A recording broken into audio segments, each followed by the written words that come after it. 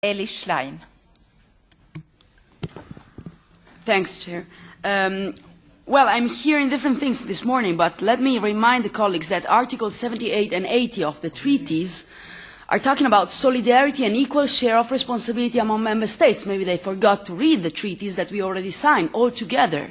The second point is that this is not the solidarity and equal share, because we have 6 member states over 28 dealing for years with 80% of all asylum requests. And I'm sorry, but those people are not fleeing towards Italy, are not fleeing towards Greece, they're fleeing towards the European Union. That means that we need European common solution.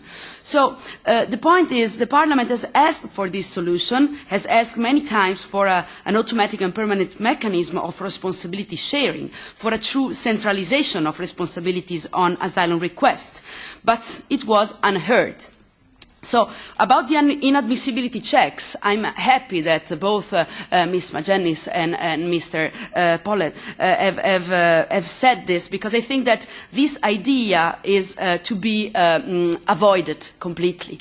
It could create a very dangerous filter.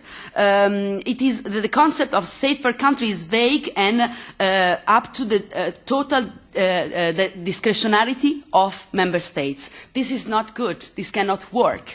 I think that it's also a way to externalize our borders and responsibilities in line with the EU-Turkey deal, in line with this idea of considering even Libya a safer country, which is even more ridiculous, and in line also with the new partnership framework with some African countries. Let me also remind the colleagues that 86% of all displaced people in the world are hosted in developing countries.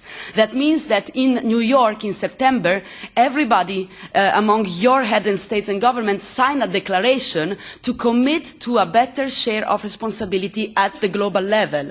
How can we be credible in asking for a global effort when in our borders and within the European Union we are not leading by example? One last point, excuse me, Chair, one last point on the corrective fairness mechanism.